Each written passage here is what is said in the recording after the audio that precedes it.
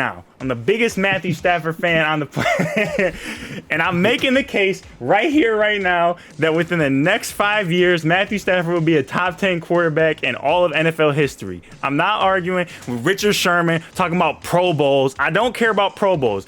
Richard Sherman, in the 4 times that Matthew Stafford has played you, he has 1,100 yards, 7 touchdowns, and 1 interception. You ain't done nothing to Matthew Stafford, Richard Sherman. Get out of here.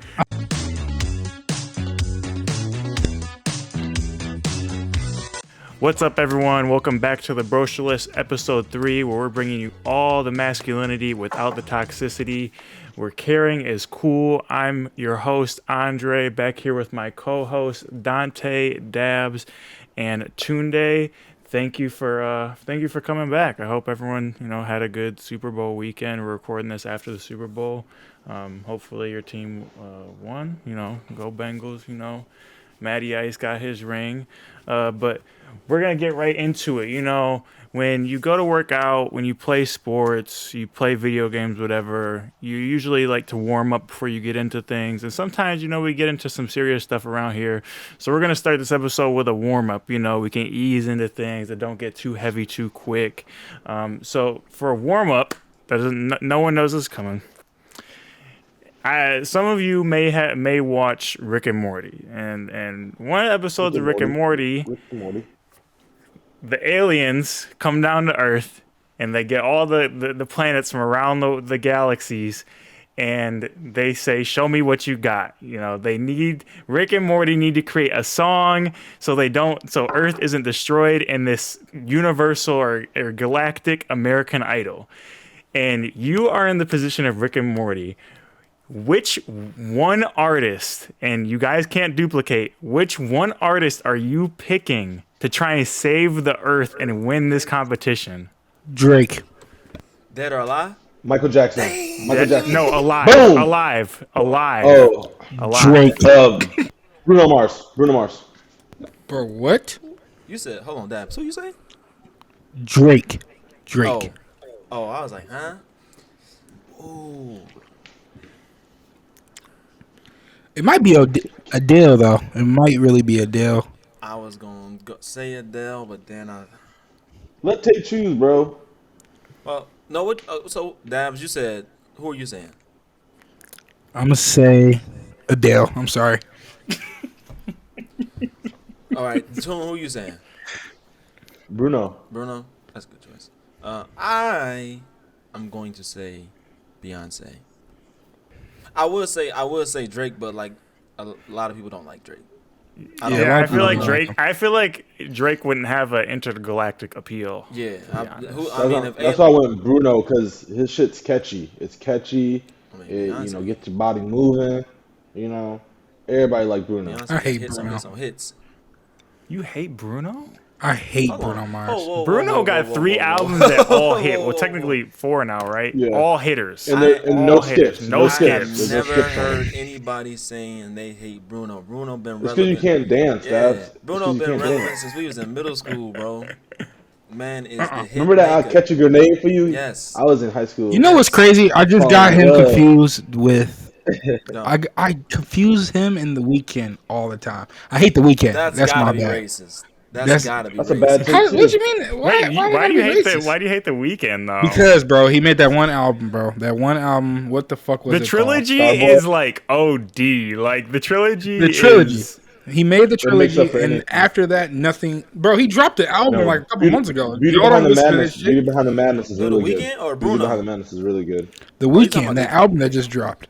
Like that was a couple weeks. I've never really been high on The Weeknd. Like I ain't gonna say he bad, but the trilogy was unstoppable. The trilogy that was like probably like was amazing. When I listened to him the most. But other than that, I'm like, I ain't really searching for a Weeknd. I mess with Starboy. That's the one, right? That was the one album. I mess with that album. It's a nice little. I played the new one and Catch My Ear like it should, but maybe I gotta give it another listen. I played that for like What's 3 his name? songs. Sable? Abel? What's his real name? Abel. They said I saw a tweet. They said black people be saying Abel like it's their cousin.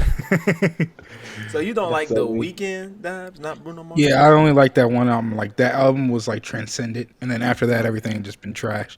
Now Bruno is catchy. I'm sorry, I mixed the two up. I was about to say, go bro, go listen to that Beauty Behind the Madness and sit in your car in the rain. You be alright. What about you, Dre? Bruno would have been my choice. That's my brother. But to not, I guess, go with the similar choice. You gotta pick If someone I'm that not everybody picking like. Bruno, yeah, you have to pick someone everyone likes. Okay, so I don't even listen to a lot of this person's music at all. Like, I've never even listened to one of this person's albums front to back. But in this setting of competition, I think I might take Ed Sheeran. I knew you was about to say Ed Sheeran. I knew you was about to say that. I've never listened to a full Ed Sheeran. Yeah, I've never listened to a full Ed Sheeran album. You're not fast-paced enough. But he makes like that type of music that like he makes like Cole's music, like real like retail Maroon music 5. that everyone can vibe with. Ed Sheeran. Maroon 5 is not a bad choice. I like What'd you say, Tune? Maroon 5. That's not a bad choice. Maroon 5. You don't know Not right now. They at their prime. Maybe if they was in their prime. Yeah, Maroon. Ed Sheeran make great music. Just a side note. Love Ed Sheeran. He get the aliens crying.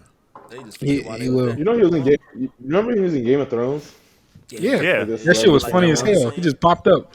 Ed. Hey, look, it's Ed, y'all. That's if I was famous, I would do so many cameos. I thought he was gonna get killed. I'd do them for free.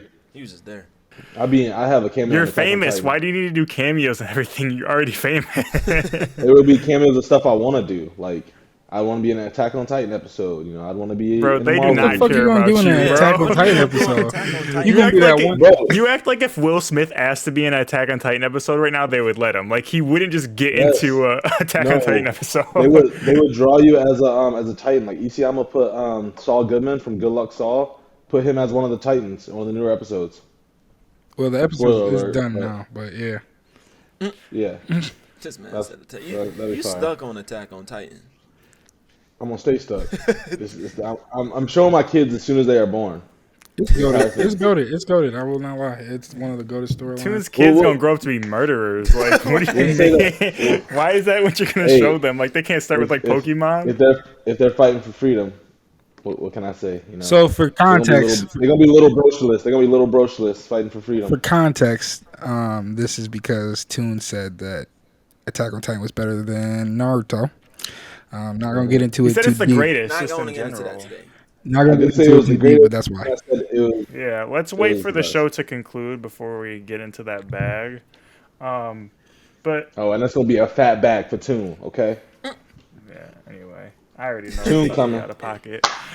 But now that we're all warmed up and ready to go, you know, we got a little warm up in, ready to get into the show. We're gonna start with a shorter "What's happening now," but we kind of touched on this in week 1, in terms of the Ukrainian-Russian conflict, and there's just been a few, I guess, updates as to what's going on, and I think it's like progressed to the point where, although there are complexities in the situation, it's undoubtedly Russia is the aggressor in this situation, even as the superpower. So that's unfortunate. And obviously, I'm not a religious person, but, you know, prayers up for everyone in Ukraine, because any type of conflict with a country of that magnitude and power is not one that you want, regardless of how hard you're willing to fight. But in the last week or so, I forget the exact day, Putin essentially threatened nuclear warfare. So that's why we kind of bring it back up here, because obviously we don't want the United States to get involved in this as U.S. citizens. But I'll read his quote out here, and he says, "Do you understand it or not that if Ukraine joins NATO and attempts to bring Crimea back by military means, the European countries will automatically be pulled into a war conflict with Russia?" So he's essentially saying that if Ukraine joins the Western powers and attempt to take back a part of land that Russia took from Ukraine, that they're essentially waging war with Russia. Of course, Russia and NATO potentials are incomparable. Putin continues, referring to Moscow's military might compared to NATO. He's saying that obviously Russia on its own cannot beat all of NATO. We understand this, he says, but we also understand that Russia is one of the leading nuclear states, in the world. There will be no winners, and you will be pulled into this conflict against your will. So obviously he's saying, we won't win this war, but we'll make sure that no one comes out happy. So I don't know. What are your initial thoughts? We just got out of conflict in the Middle East. Obviously, we don't want war with Russia, and that's just that will lead to one of the deadliest conflicts in mankind, if any type of full scale war, even if it wasn't nuclear. So what are your initial thoughts? I guess I'll start with you, Tay, on just the diplomatic nature of the situation. Ukraine's obviously being aggressed against, and the West kind of said that they would kind of help protect them. So what do you do when, I don't know, one of the greatest superpowers in the world is threatening nuclear war, but he's saying that he's going to go step on your friend's toes if you try and defend them? It's a sticky situation right now. I mean, I was looking at that article, and I was just seeing how many warheads that Russia had compared to the United States. And although we have more, like, it's not by a substantial margin. So I'm like, obviously we don't want nuclear warfare, but just by the fact they have that sheer amount of warheads, and that he's saying this, like, he's serious. So I definitely feel that all sides need to have level heads before any decision is made. I know Ukraine and Russia have been in conflict for a long time, and obviously this isn't going to go away soon. But I mean, man, him just basically saying, like, hey, look, it's not going to be no winners, it's not going to be no losers, so y'all might as well just let us do this. I mean, like, I don't know. I mean, we can at the end of the day, we can only hope that all sides make the best decision. I know that's me being an optimist about this and everything, but I mean, that's really all we can do at this point. Putin, he talking that talk, and he don't seem like he playing around. I understand that we have alliances. We want to promote NATO spreading. NATO has an open door policy. If a country wants to join NATO, they are always going to have an open door policy for them. The issue is just Putin. Like, he really wants Crimea back, and we talked about in the first episode how he believes that's a part of Russia. We talked about how diverse Russia is. Some of the people in Ukraine want to go back to Russia. It's a confusing situation, and when it comes to, like, NATO, that influence that they're trying to spread, I understand why Putin will be upset. He's saying that, I know we're gonna lose. Like, I know we can't beat NATO by ourselves, but if you guys keep pushing this, like, keep spreading your Western influence towards our country, we're gonna have to retaliate. I don't feel like it's, united. Like, it doesn't seem like Russia's trying to extend any farther than Crimea right now. But that's the same thing probably people thought about Hitler in World War II. He just wants Poland. He just wants to keep moving a little bit west, but then it turns into all of Europe. You never know how crazy Putin's gonna get. He's already taken so much control of Russia. He has it to the point where he doesn't have to give up power for, I believe, until the 30s. So he's already got a crazy amount of control in his own country that he had to get by snuffing out his competition. He used to be like a KGB. Whatever, the KGB. So the dude knows how to, like, just do that type of tactical warfare, that spy type shit. So I feel like if we let him go as far as Crimea, even though it makes sense why he would want to do it, it's just going to be a slippery slope to him wanting more. Now I want all of Ukraine back, because we already know how his ideology is, that he believes Ukraine is a part of Russia. So what's going to stop him? I say we got to nip it in the bud. Obviously, it's gonna come down to dollars and a bunch of old men having to talk it out to depend on, like, a bunch of old men talking is gonna dictate the lives of hundreds to thousands to millions of people, which is sad, but that's the world we live in. Dabs, what you got in the situation? I don't want to say stuff to where like I'm knowledgeable with all this stuff. I just watch the news and the media, and I also the thing that Putin actually came out and talked all words out of his own mouth was something that I was very interested in.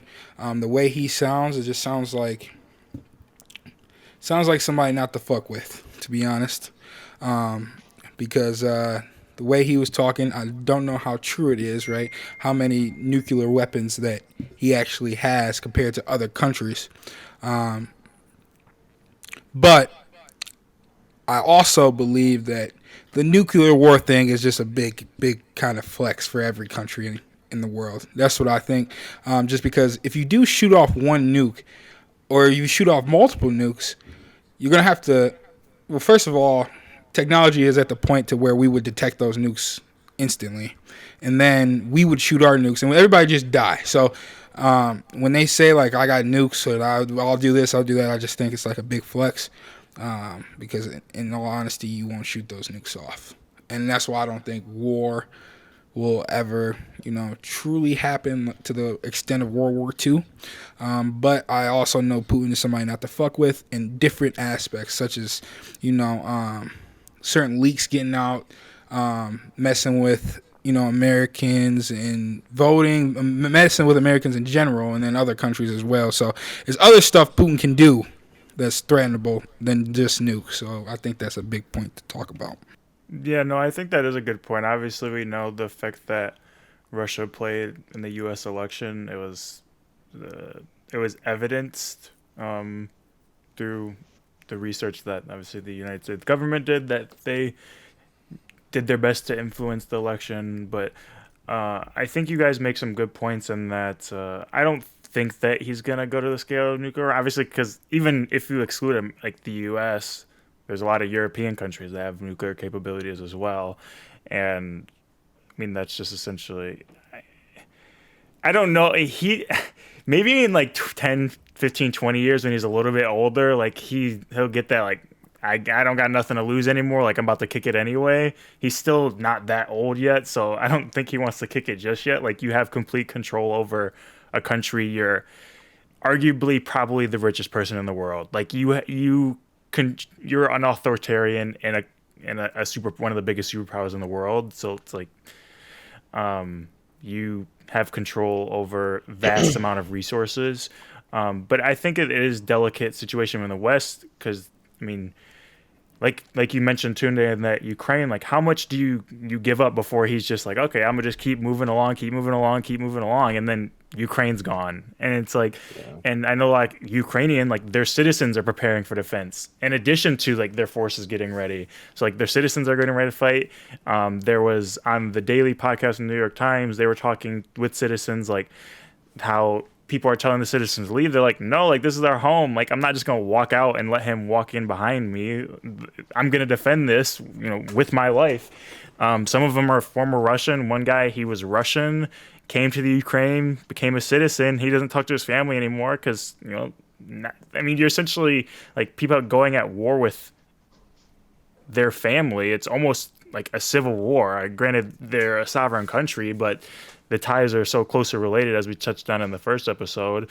And I think it's hard as, like, U.S. citizens, because obviously the U.S. is so dominated by, like, warmongers. Like, we know the defense industry, how much they propagate and would love to have a war with Russia right now. I'm sure that Raytheon and Boeing and all those companies and their CEOs would love to go to war with Russia, because they'll get billions of dollars, and all that money will not be used to help the citizens of the United States.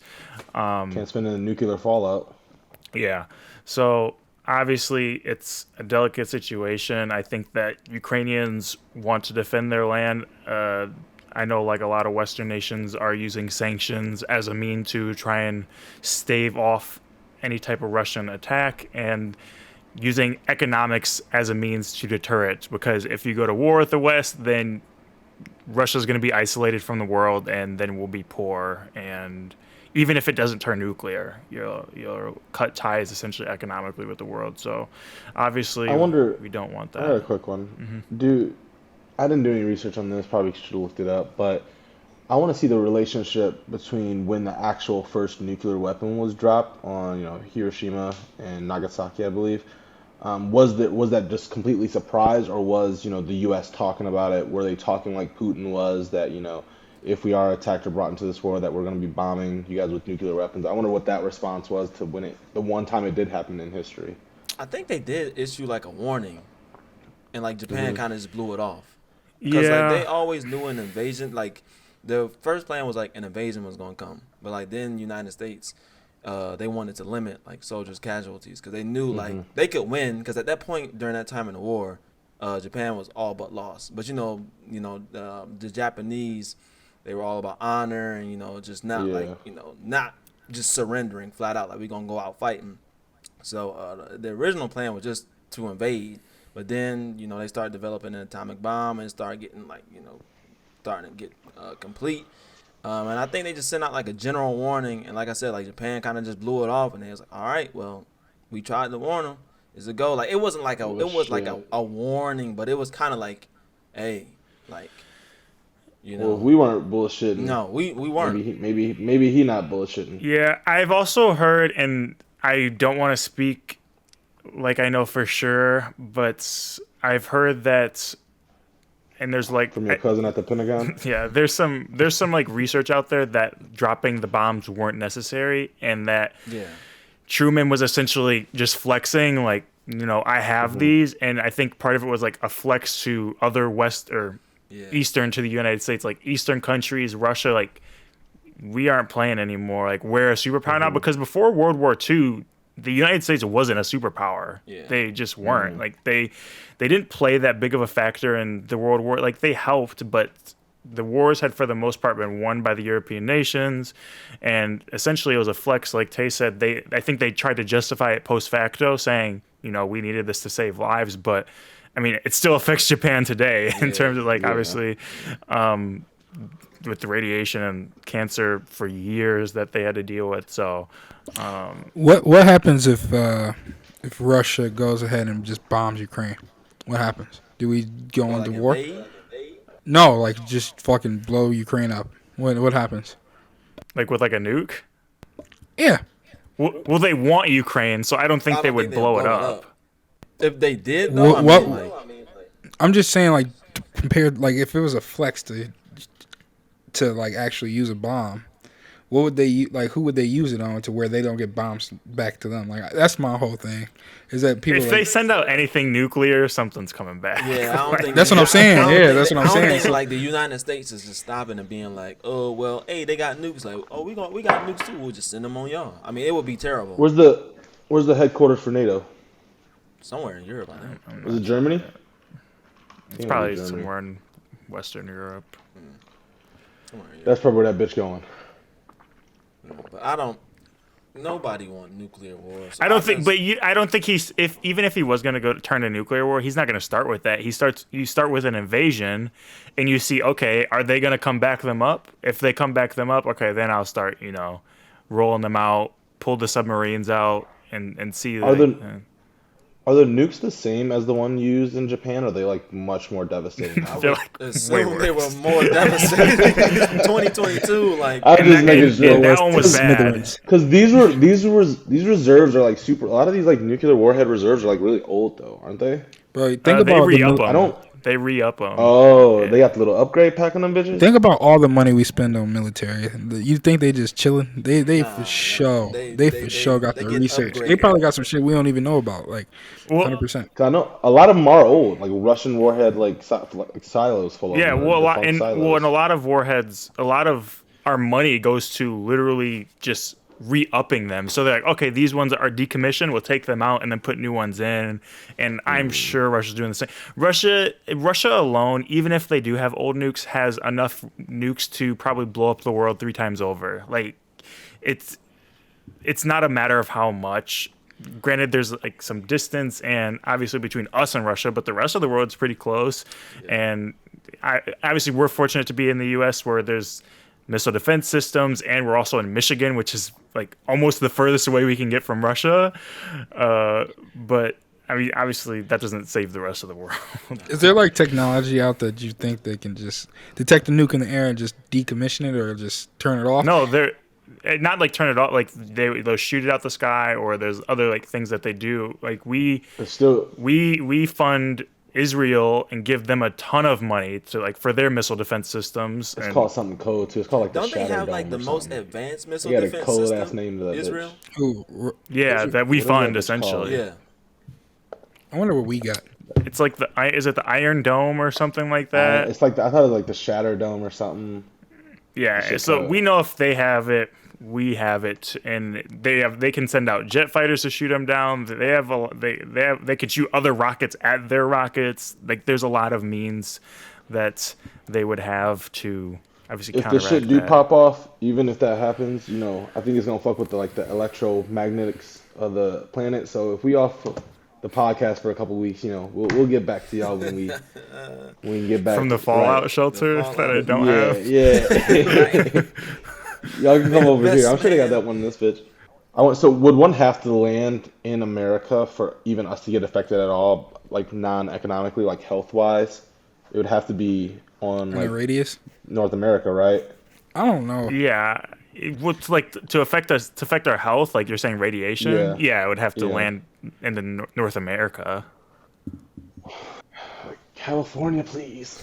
Not us. If any, wait, why Why California? Why Cali catch a stray? It's the farthest from us, I think. I mean, I guess. like, He's at Washington or something. I mean, like Montana. What happened to the Alaska, radio? just drop it They, over they dropped Alaska a and they dropped a hydrogen bomb in the desert out there in Nevada, didn't they? It wasn't an atom bomb; it was a And- hydrogen bomb. in New Mexico, they do all the military testing, I believe, right? It's hydrogen bomb. It's not atom Yeah, bomb. It's not, hydrogen like, bombs are radiation worse bombs. though. Destruction wise, They all bad. Bro. they all bad. Like all bad. if you like look at a picture of the atom bomb and like they said they made that worse, like that's wild to me, bro. They all Like and the bad. fact that they It's not tested like, that. Oh, dang, which bomb do I choose? Like, oh, you still dead. They for sure was Yeah, like, fuck it to Japan. Like, we ain't got to do this. You know how Like, evil of fuck a it. person you have to be? Like You guys remember old boy in the Eternals? Remember he had to make the bombs like to help like Bro, evolution. the crazy thing whatever. is how Japan just act like that shit just didn't happen. Or I don't know how they teach American history or whatever, but that's kind of fucked up, to be honest. Like, they literally got bombed and then they just start drawing cartoons and shit. This shit crazy to me. They just drawing anime and having cool shit, just start building their own cool shit. Like, well, that they shit weren't crazy. allowed to build a military. They had like and stuff sanctions like on that. them. Like they put like Yeah. heavy sanctions on them after World War Oh, II. so it's they like, When we going to they Japan? save their money. That's my question. it's Maybe going- when this war pop off is what it seems, because Yeah. You gonna be fighting. That's what you gonna be doing over there. Can't go back Japan home. isolated. You're gonna be enlisted. I won't be here. Well, Where's sad Babs? news. Sad news. Yeah, prayers up for Ukraine. Obviously, hopefully everyone stays safe. Hopefully, Oh, U.S. doesn't get chill. involved. Chill, man. Solve it Chill, over man. solve it over a good game of stick and puck, boys. All right. Well, that'll close up what's happening now. Our more imperative news segment that reoccurs here, things that we think that you need to hear. But next segment, we're gonna celebrate Black History Month, obviously, and just Black History in general. You know, we deserve more than a month, Yeah. but The The shortest, shortest month. month. the shortest Black month. Shortest month. But we do want to obviously shed a light on Black accomplishments and Black history, because it's been suppressed, and we've done so much, and it hasn't been that long of a time. Only a few generations, obviously. Obviously, been here for a few longer, but 3 generations. So much undiscovered too. And man. so much contribution to this society and this country. So we're gonna go around the horn, and we each have a different topic that we're bringing today that none of us have prepared for, have heard, or know what it's gonna be about. So if you want to start us off on this one, Josh, and what you brought forward, I do not know what it is, but in celebration of Black History Month. Yeah, absolutely. So, did some research. There was, I'm going to go way back, okay? So, way back when smallpox was a disaster for the Boston area. Okay, this was back when slavery first started or whatever, 1800s. Okay. Ain't no black people in Boston. What? Okay. Let's ignore tune. Back then, there was a slave owner named Mathers. Okay, Mathers had a slave brought over that he wrote a diary about. Okay, so in this diary, he said that this slave was very intelligent. He also said that he trusted him to a certain extent. And I will get to the end of this after that about what happened after their relationship after this happened. So, with this slave, Onesimus, what he did was he told Dr. Mathers that the smallpox, whole thing about smallpox, and like why was he so confused on why they were fighting it so hard and why people was dying. And then Mathers, the slave owner, basically what he asked him was like, "What do you mean by that?" So Onesimus basically told his slave master about vaccinations. Oh. Yeah. So actually, the first person to bring over vaccinations and the idea of inoculation was a black man, a black slave. He told his slave master that back in his country, so back in Africa, so they've been doing this for hundreds of years. So whenever there was a disease or anything like that, what they would do was they would take a thorn, stick it into the diseased area, and then scratch themselves. So basically, it's the first form of vaccination because they introduced themselves with the virus or whatever they were infected with, and then they would not be contagious as someone that just got it normally. So what happened was in Boston, the slave master actually listened, and he called it like folklore kind of thing, and he did it on his own daughter, his own son, and it worked. It worked to a certain extent. A lot of people were actually, it was pretty famous of a thing in Boston that a lot of people didn't know came from that slave. So I thought that was pretty cool that, our ancestors in general were doing stuff like that. And that's pretty goddamn smart, to be honest. The other thing that happened after that, because I don't want to say it was like the slave owner was, nice to my mans. The slave owner wanted him to be a religious Christian. And his two sons actually passed away, the slave, Onesimus.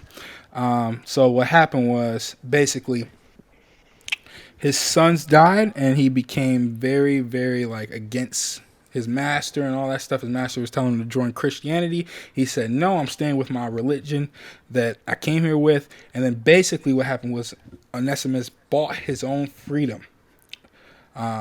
So that was pretty cool.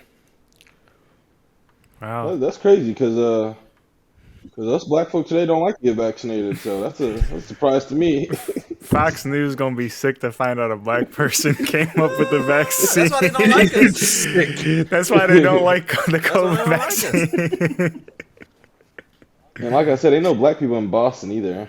So Yeah. this is a very interesting story. Wasn't it? I know. I did very deep research on it. It was pretty cool. What's his name again? Onesimus. He got a code name. His name means. Yeah, interesting. I want to say his name. What does it mean? His slave master name. While you're looking that up, Tunde, you do bring up a good point in how black people in America, especially in recent history, have a proclivity to avoid vaccination and maybe just medicine in general as a result of testing that has occurred in the past, like the Tecumseh experiments and other, things that we can cite. And while obviously I think that people should get vaccinated, it is just like how it comes full circle. Obviously, this started with a black person and the guy tested on his children, but this started with a black person according to the story, and then how things morph over years, and then black people become test dummies for these types of things, and then now how in modern history how that affects their view on these types of things. He didn't test it on his children out of trust either. He tested it on his children because everybody was dying in Boston, and this Right. was like the only option. So not to give him any credit at all. But the name of the slave was Onesimus, and it meant useful. So, and his master named him Onesimus. So him saying he was pretty intelligent probably coincided with that. I like that one, Daz. That was a good one. No I saw problem. the notes and I was like, I had no clue what you were talking about. Me and Jay were talking about it yesterday at rock climbing. I was like, what Daz about to bring to the table? That was good. I like that one. Thanks for that. That's some good information. I'll definitely have to look that up. And it's obviously crazy how things like that get lost. Or not lost. Like, it's not, I mean, it was obviously around, but, we don't hear about that type of stuff. Next up, Dante, do you want to, bring your story forward? Yeah. So I did research on, and I didn't want it, I guess, to not be boring, but I wanted to be informative. And what I found was the history of blue jeans, or just the history of denim. African Americans, black people, played a prevalent part of bringing denim material over to the Americas. And basically, what we know now is like denim jeans and denim jackets. We played a prevalent role in bringing that over. So I just want to expand on that and talk about that a little bit, because before I researched, I didn't know. So I thought that was pretty interesting. But many think that the history of denim reverts back to Levi Strauss. If you don't know who Levi Strauss is, he's the creator of Levi, the Levi jean company, and the Gold Rush era. But its original roots were set in Africa. Africans had a long history of working with indigo cloth, which is one of the main materials used to create blue jeans. That's the denim.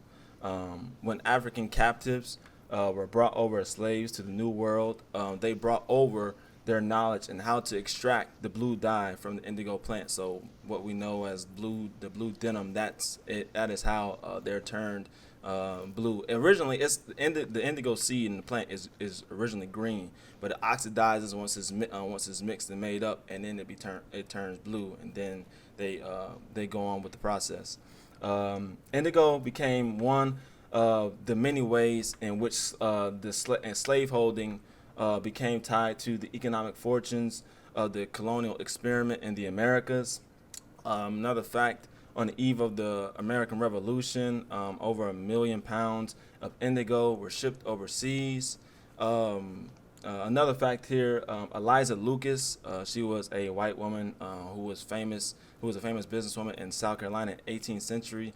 She's credited with the development of the indigo industry, but she capitalized off of the knowledge of her enslaved slaves, because they had the knowledge of making of creating the indigo process of creating denim, but she capitalized that, and thus she was able to create generational wealth for her family. And we see that throughout the course of history, where white slave owners take the credit and are able to capitalize and build generational wealth when black enslaved people sadly aren't.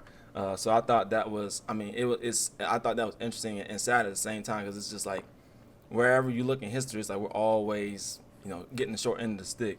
But moving forward, so we flash forward to the 18th and 19th century. The cotton manufacturing industry was starting to take off in America, and northern states, they needed cotton. Cotton was a main product used during that time. As we all know, that's what slaves in the field were mostly harvesting. So these northern manufacturing mills, they needed the cotton from the South in order to make the jeans as well. So it's interesting to see that the North, in a couple years from now, the Civil War will happen, and it will be because the fight over slavery, or the fight over slavery. But in the same breath, they need cotton that enslaved people are harvesting from the South. So again, it's just another low point in just in how America has sadly treated African Americans and Black people over the years. I touched on the gold rush and how denim jeans. That's where most people think of of denim and how it was origins. And I'm gonna touch on that some more. During the era of the gold rush, it happened in San Francisco. So if you don't know what the gold rush is, it was Western explorers. They found a mass of gold, and it spread like wildfire throughout not only America but the world. So you had pretty much everybody from wherever was trying to was migrating to California in order to The bag. in order to cash in on this gold to not only for themselves but their families and just their families and things like that. So like due to this huge demographic boom in San Francisco, there was a lot of outcry from white people that these different demographics, whether it be African Americans, Black, Chinese, Mexican, Spanish, wherever, because like I said, it was just people from all over coming just so they can get a chance at this gold. It was a large outcry from them, basically complaining about these different demographics taking their jobs. A lot of companies they saw this and they seen this as a threat. So companies like Levi Strauss, which I said was Levi, they often labeled their jeans with made by white labor only, and they only hired white people to work at their factories. So it pretty messed up. When I was looking at the video, I was like, wow, like this is deliberate. They made in America. Yeah, like it's made in America. And they emphasized white labor. Like, come on now, like Black Americans, African Americans aren't American, but like all right. But anyway, moving forward. So up until I would say the 1930s and during the Great Depression era, denim had kind of like worn out its necessity. During that time, before then, denim was kind of used as just like work clothes, and in the fields, sharecroppers wore just to work in the field for. So it hadn't really become this fashion sense that we know of as today. But that all changed, and that was due to Hollywood's obsession with the cowboy. As many of you know, Hollywood was during that time. The cowboy lifestyle was very big on film and portrayed, but it was very whitewashed, and that didn't really tell the reality of what cowboys were and who cowboys were. Cowboys were a very multinational group, even so that African Americans, they made up 1/8 of the whole cowboy workforce. So I mean, like when you usually see cowboy movies, always just some white dude. And recently, like you've seen like it was the movie with Is it Harder They Fall? You seen the Harder They Fall? I haven't seen it yet. That looks so Harder good. They Fall is pretty good. It's a movie with Denzel too, where he's like starring in it. Hateful Eight, not Hateful Eight. No, you right, Dre. I think it's Hateful Eight. I thought that's Hateful Eight. I thought that's the Quentin Tarantino one. I don't know, but Who was think in so. that? It was like Denzel. It was like Chris Pratt and Denzel and Was Jet Li in it? Jamie, check the. Jet Li ain't knowing no cowboy. there was an No, Asian it was guy. an Asian- in it was an There was Asian an dude. Asian guy. It was an Asian dude. But it was like Denzel, Chris Pratt, and that one guy from Sinister. And I know what you're talking about, though. I think. Yeah. No, Samuel L. is in Hateful Eight. Yeah, Yeah, Hateful Eight is Samuel the L. Quentin Tarantino one. Denzel was in one movie where he starred. He was like The main Magnificent character. Seven. The Magnificent Seven. The Magnificent Seven. Yeah. Magnificent Seven. Are these movies related? No. They're just Hateful Eight's separate. Quentin Tarantino's eighth movie. But Also yeah, very- be trying to make Yeah, that. that's a coincidence. But until that point, up until then, we just seen like Hollywood kind of whitewashed what a cowboy was. But until these recent movies, we've seen like cowboys can look all sorts of different colors and come from different backgrounds. Trump should have brought that back. Buy white. But anyway, so we're gonna move on into the 1960s. This is where Dog, denim. what is wrong with this man? Bro, what is wrong with Toon, bro? We gotta talk about these little random opportunities. Go ahead, Tay. We good. All right, but we're gonna go to the 1960s, and this is where denim really started to become highlighted as a clothing accessory. Especially in the fashion industry. Young African Americans, fresh out of college, they wore denim in defiance of wearing their Sunday's best. So, like, everybody heard the term Sunday's best, and that's usually like you wearing a tie, wearing a nice shirt, suits, nice pants, and shoes. But young, African Americans that were just coming out of college, that were enlightened and ready to fight, the battle of the, disenfranchised and the impoverished. They saw. Wearing denim as being in support of the black working class and not the black bourgeois. So I thought that was really important because you see in a lot of photos, like when you see like Martin Luther King, you see like Malcolm X, and they're all like wearing suits. And it was interesting to hear from this video that like young African Americans, they didn't like, although they might align their views with them, they didn't see themselves as them because of who they were trying to represent, which was the black working class. So I thought that was pretty interesting how they used denim as a sign of show of unity for a certain group.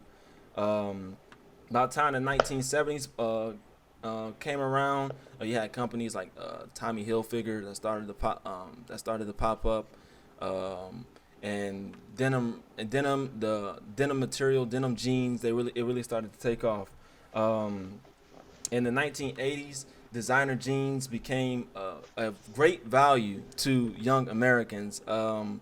Whenever they would appear on like MTV or music videos, people were always fascinated about how they wore their clothing. The way they wore it, it had never been seen or done before. And you kind of see that today, how, as we as black people, what we wear, we influence the culture, and people try to copy that. But it can never be duplicated because we are unique and how it is that is presented.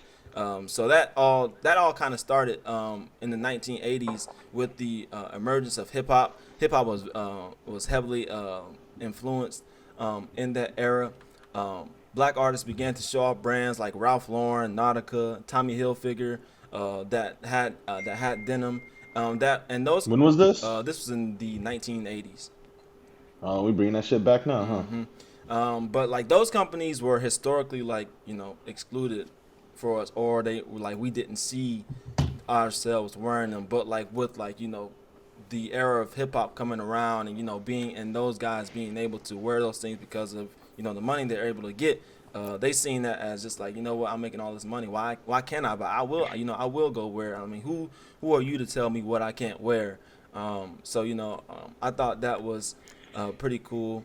But even as we to kind of conclude, even with the trend in denim today, the history of denim with black people has a rich history. It's a rich and sad history, but I felt that I didn't even know about, and I was very from the video that I seen, I was very enlightened that I seen this, and I was very sad that I didn't learn about this when I was in like grade school. 'Cause, you hear about like the Martin Luther Kings, you hear about the Harriet Tubmans, but I mean, like, knowing that my ancestors were responsible bringing denim over, and that's what we know, the denim material, that is what we know of today as in like denim jeans and jackets. I mean, that would have been cool to learn about, instead of just like, oh well, Martin Luther King marched.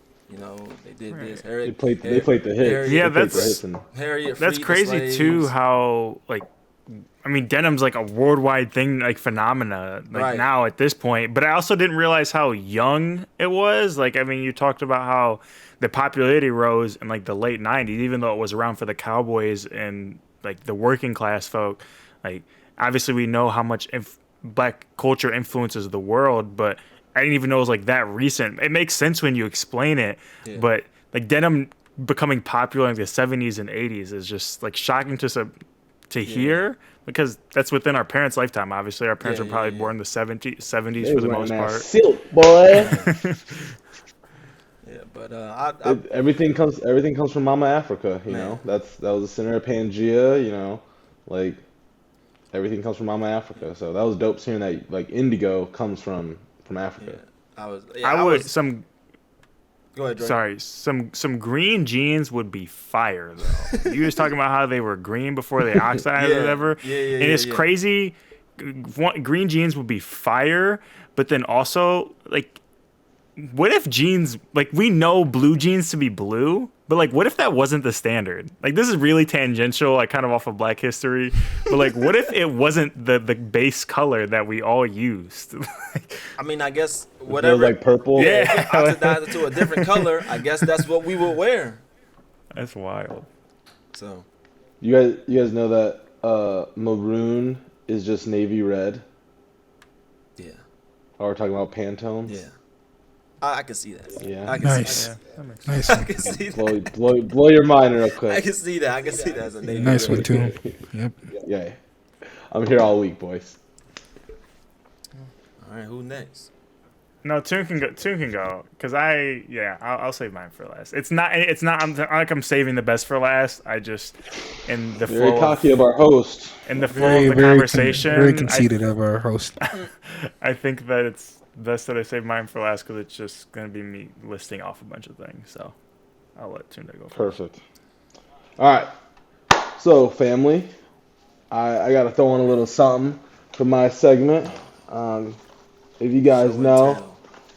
I'm the podcast resident chef Toon with the pot, the cuisine king, the culinary wizard. So I'm gonna be talking to you guys about soul food today, and it's really to outline just the perseverance and ingenuity that our people have when it comes to things as simple as what we eat every day and how that still affects our lives today. So I'm gonna give you guys my top five. These aren't in order or anything, but I wanted to give my top five soul food items that kind of have a historical relevance. There's obviously other things that every family has that's great and amazing, but these ones I can directly relate to Black history, history when it comes to our people coming over to this country, from being enslaved to emancipation to where we are today.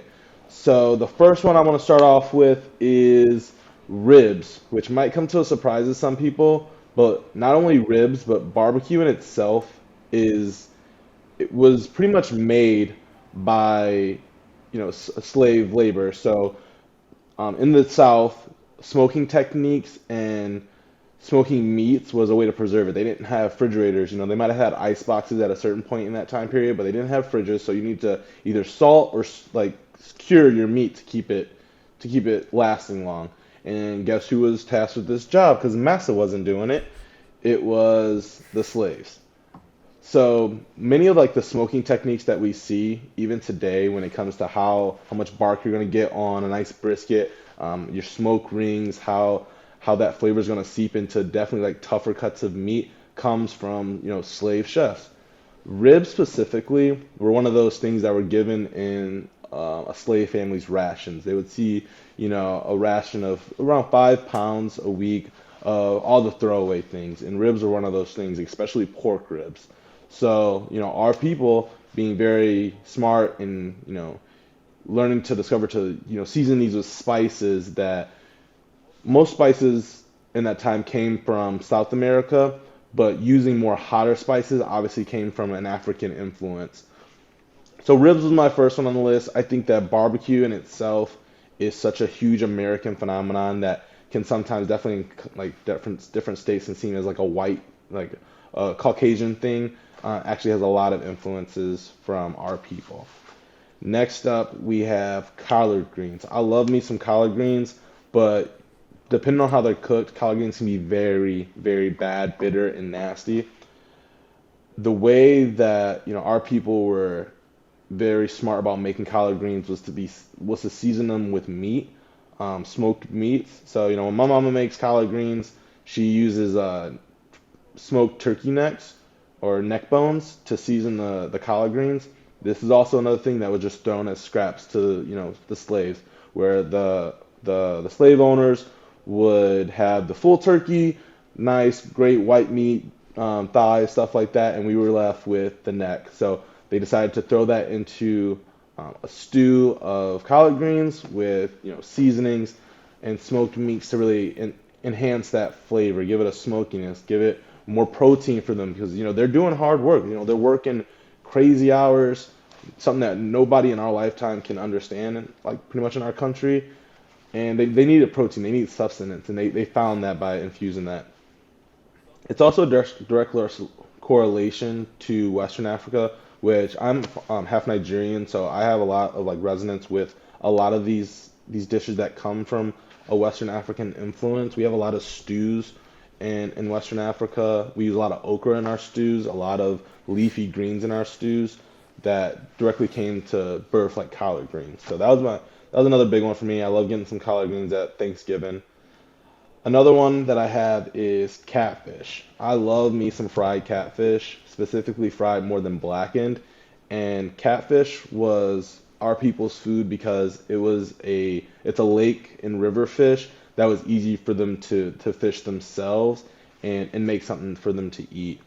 The reason why we have fried catfish, and if you know, like fried catfish is different from fried chicken when it comes to the breading. You usually use more of a cornmeal based breading for it, and that's because we weren't given flour as slaves. We were given cornmeal. That was a part of our rations because cornmeal was a lot less refined than flour. You can tell by just the way the crunch hits your mouth and that the way it interacts with the food when it's fried.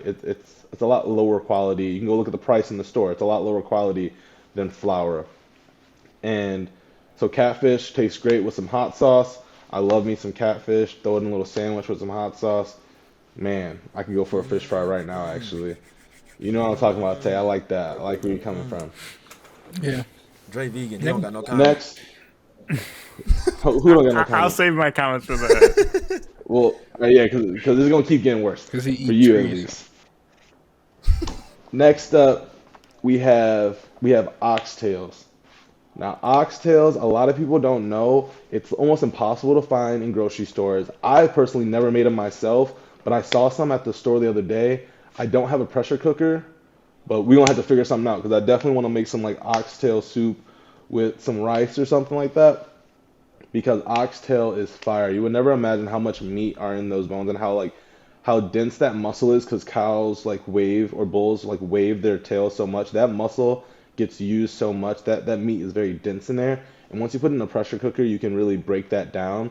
So imagine what like our ancestors had to do to break that meat down back in the day. Like they were just given a raw tail off of a cow and said, "Here, eat this," and they were able to engineer dishes from this, even though they didn't have pressure cookers. They didn't have the technology that we have today. They were still able to make wonderful dishes with these. Definitely in the very lower southern states, when you would get more of a Caribbean influence, some jerk oxtails, they slap. If you have a Jamaican joint near you, go get some oxtails. Trust me on this one. You might get messy eating it, but it's worth it. Last but not least on my top five, and this one I almost didn't want to put on there because this was very hard for slaves to make at that time because cheese was super expensive. But we got the number one contender, the pound for pound heavyweight champ, mac and cheese. If you don't like mac and cheese for soul food, you are tripping. Tay, I see you. Dabs, put your hands up. Dre, I know you like some mac and cheese, so you're gonna have to come with me on Dre this eat one. twigs. He eat mac and cheese. I was with him on Thanksgiving. He eat mac and cheese. So Yes. pound for pound I number thought one, you was mac gonna and say cheese. chitlins. No, I'm not putting chitlins anywhere on that list. That is a very unpleasant, unacceptable, tradition that we keep from slavery. But once again, we did engineer something out of nothing. But that's not on my list. Mac and cheese is. And if you go to somebody who's not a brother or sister house for mac and cheese, and they just got the Kraft or the Velveeta, it's not the same. I will tell you why ours is different. So, as you know, good mac and cheese, you can take your spatula Cut like and cake. get that Cut corner like piece. cake. You get that corner piece with the cut, If that and shit it don't cuts feel like and it cuts like cake. if it And there's a don't, reason behind this. There's a reason behind this. We didn't have spoons, we didn't have forks, so we couldn't eat the mac and cheese, which was almost soupy how it was normally made. We had to have it in that cake format so we can pick it up with our hand, eat it on the run. Look at us. Sometimes literally. eat it on the run, huh? Um, Okay. Yeah, sometimes literally. But mac and cheese is my number one. I just want to, I want to take my segment to just speak on food. I love cooking. I love eating.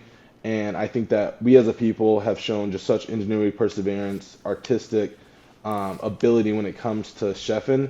And I think it needs to be recognized. And it is starting to be recognized. I think even for people, like Andre will say his piece about, I love him to be like vegan or whatnot. But we're even developing soul food to the point now where we have vegan options, and a lot of people will have like this health thing behind not eating soul food, but a lot of what we're hearing is superfoods now is what they're telling you to eat. They eat leafy greens, eat sweet potatoes. Even okra has been called a superfood. So these foods that are soul food, if made correctly and eaten, in moderation, can be very, it's a celebratory food, and I think we deserve to celebrate it.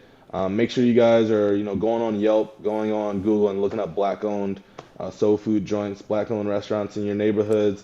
Check out those vegan options if you like. But yeah, let's really give a shout out to our ancestors for making sure we eating good, even now. That's all I got for you That guys. mac and cheese hit different. Yeah. Man, Mac and neck cheese bones. is- Like cake. Neck bones, bro. I ain't had them in so You, long. My grandma passed you away, don't and I haven't not eaten them, and since she's passed away, and them you don't have to bitches. eat the neck bones. I don't eat the neck bones. I just eat the No, collard my greens. grandma used to make neck bones like real life from the south, like neck bones as a meal. Oh no. Bro, I promise you, I don't know what it was about them. Like, I grew up like eating them because I was like a kid, and that's what I ate at my grandma's house sometimes, like on Sunday, Really? and like them bitches slapped. I don't know what you talking about. It's I don't eat it with I don't like it when it because it's kind of like boiled if you eat it in like the collard greens. I'm not sure how she made it, Yeah, but I mean it tastes the flavor of it is good. yeah, no, It like is. eating neck bones is like a normal thing in the south. Like, I don't know, they don't boil them. Yeah. They like, I don't know how they cook them. I need to ask my mom or something. Yeah. Let me know. It's like obviously like this is all super cool, and it's just crazy. Obviously, I like they were alluding to. I don't eat meat. I'm vegetarian, so I eat like dairy products still. Um, but Missing out. I ate like a lot of ribs when I was younger and everything like that. And obviously, it's crazy how we consider that. I guess I don't know if I could say a delicacy because it's not like high cooking or like refined cooking. But everyone loves ribs that eats meat. Like it. Oh, you're cooking ribs. Like everyone loves Oh, ribs. And fried catfish is probably top 5 meat. Like when I ate meat, like fried Yes. catfish is fire. I'm not Yeah. gonna Yes. lie. But it's just With some crazy hot how sauce. the historical necessitation for some of these things, and even some other things like watermelon and probably even fried chicken and stuff like that, and how over time and like now we're older, so in our youth we were stereotyped like, oh, those are black people things, like black people like watermelon, black people like catfish and collard greens, and it was there was a negative connotation around liking those things, even though we understood that they tasted good because they were stereotyped as black things. But we understand now that they were created out of necessity and ingenuity in slavery and segregation because of poor conditions, or obviously that's all they had to work with. So Yep, like that perspective. Well, let's get together for a brochure soul food dinner. yeah, Is it I good? do want to hit that That soul sounds food good. place in Detroit. I haven't been there yet. Is it vegan? Is that one It's the vegan vegan, one? yeah, it is vegan, and I heard They it have slaps. regular options too? I heard it They slaps. got a regular option. They've been open since like last summer. I don't know. I mean, I'm sure like it's good to the point where you wouldn't tell. Tell a I mean, they're difference. not selling you. They're not like giving you like vegan ribs. Like it's like vegan mac and cheese and stuff like that. Like stuff that you wouldn't tell the difference probably. And Dabs, you look disgusted. You're gonna have to try it, Dabs. I'm not eating that shit. I don't know what they make that shit with. Oh, And no, It's our people, man. You know, we make. I'll see you at We turn I'll everything see you gold. at McDonald's. I don't even eat soul food for real though. That's the crazy part. Like, Where was that place you was at? Stop lying. 2 weeks ago. that was the first time in years, like literally. Like when we eat soul food in Northwood, bro. Never. Bro, when we eat soul, Well, Look, When was first there of all, soul food? right, like there was no terrible option. reference. never. Hey, It's no, a terrible fried chicken reference. Fridays. Fried chicken Fridays. That shit was slapping. In the dorm? I was in there. I don't know who was like back there. swimwear. Give me a I tray, don't know Miss who was Amanda. back there, but fried Used to chicken be like, who Fridays back was here cooking? slapping. Give me 2 trays so I can buy and stuff this chicken in it. Yo, I was We ain't there. had that at Central. I wish. Man, I It was don't know because- who they had back there. It's Friday, because of the Friday. we had like an association for black people that tried to make representation for campus, and then that was like their first fucking request was to have soul food on fried chicken Fridays, which was some Friday. funny ass shit. But that shit was slapping. But that was towards our It was end. good. That was towards the end of our careers there. Good, Y'all boy. should about that to Central, That was man. good. I would give me a tray. Hey, and that cornbread was fire. That Cornbread was I'm not busting. a- I ain't gonna fire. lie. I Cornbread should've was put- busting. I should have put cornbread on here. Cornbread's a very popular one. I'm not the biggest fan of cornbread. My grandma makes a good pan, but besides that, I grew to We're- like cornbread. Were black people like given cast iron a lot? Like, is that how they, like, how they have access to like cook things? Is that like? I don't. I feel like it's like these are a lot of things that you could cook using like cast iron, and they're like Yeah. kind of like macaroni. You can bake it. Cornbread you can bake in cast iron, and then if you have to like Yeah. cook things, you can still cook in a cast iron skillet. I'm pretty sure that probably was more. That's probably cheaper than giving. Like from owner's like the owner standpoint. I probably was better than giving them Dutch ovens or like porcelain Right. cookware or anything like that. Like it was probably cheaper, so The cr- it would last long. The crazy thing is, I'm so happy that they made us eat mac and cheese like that. Because if I had to eat white people mac and cheese, I would probably be so mad. Like the Kraft mac and cheese is creamy and shit. I'd probably be so mad at Bro, ain't Thanksgiving. nothing So like some thank you, baked mac thank and you, slave cheese. owners, for making us push us to our greatness. Man, ain't nothing like some baked mac and cheese, bro. But yeah, cut like cake, man. I'm like normal mac and cheese has its place in the world, but like it's at that place, like it doesn't belong at the holiday table. Oh you yeah, know? don't bring that to the. I Yeah. don't even think about. White people mac and cheese pretty expensive too, though. I will. Yes, the 'cause cheese me starts and to my- add up for sure. Yeah, because me and my brother did it. Listen, My chicken is smoked cheddar, and that rang about $7-8 Yeah. for a little cube. because So me and my that's brother a did it secret. this for not this weekend, but for Christmas, and we went to the store, bro. I swear I don't know how much I spent, bro, but that shit was a lot. I was like, what the fuck? Yeah, That cheese. It's that cheese. all that cheese. Put some more cheese in. All really good stories for sure. So I will end it here on my segment, and it won't be too long. But I had something originally, but I wanted to turn this into a more positive, experience for sure. So I switched it over. What was Like, going to talk about before? I switched, Oh, I know what you were going to talk about. Yeah. Before. We can save that. We can save that. yeah, that's a topic for another day. But I just want to talk about. I was in a conversation the other day, and we were talking about great, like running backs, and I brought up Jim Brown, and someone tried to I can think kind of like downplay how great Jim Brown is because he played in the '60s. And I was like, Jim Brown's one of the few people that I think in the '60s would probably succeed in their sport and excel in their sport in the current day and age, But in addition to just succeeding and excelling at the sport at an elite level, they were going through segregation, or they couldn't vote. They were eating cornbread and water. They didn't have access to the same things that everyone else had to, and were still excelling in these things. So I literally just wanted to take a second and recognize and a lot of these are well-known athletes, but just some of their accomplishments underneath that thought process that they didn't have access to this similar conditions and training and even nutrition that the average person that they're competing against with. And some of them obviously are civil rights activists. So I'm just going to start from probably one of the first more prominent ones in Jesse Owens. And obviously a lot of people know Jesse Owens, the great track athlete. He ran at Ohio State, I believe, from Alabama. But I mean, his claim to fame is essentially like he went to Germany during like the Nazi era, and showed them up in Germany during the 1936 Olympics. He won 4 gold medals in the 100, long jump, 200, and the 4x1 relay. And you have to think of this in the context that Hitler's trying to create this Aryan race, or this identity of the Aryan, this Aryan lifestyle, that we are the white people, blonde hair, blue eyes, is the greatest that you can be. And this black guy comes in and just dominates the Olympics in front of the world stage. But I think Black excellence. What makes it crazy is that, like Jesse Owens came home and was poor. Like he came back to like working at gas stations. He couldn't profit off of his ability in sports.